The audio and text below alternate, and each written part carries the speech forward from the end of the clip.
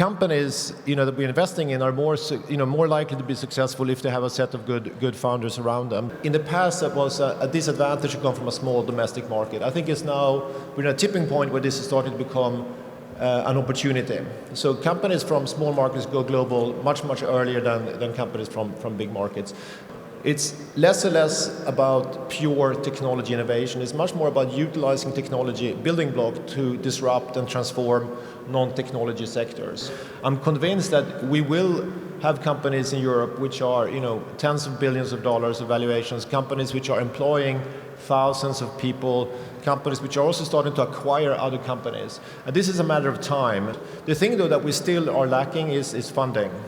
While we have great funding on earlier stages, seed funding and Series A, pretty much on par with US in terms of opportunities.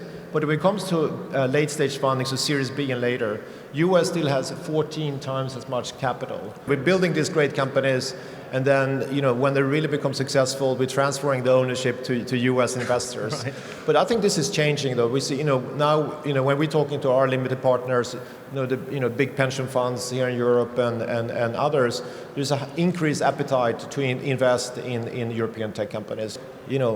It's actually good for companies to have a few different investors. It's not just about winning one deal. It's about having investors who can be complementary to each other and ultimately support the company. The number of opportunities we see in Europe are growing much faster than we see new investors coming in. One thing that always strikes me when I'm meeting politicians and specifically European politicians, they talk about the problems. And I think they need to change mindset and start talking about opportunities and start celebrating success.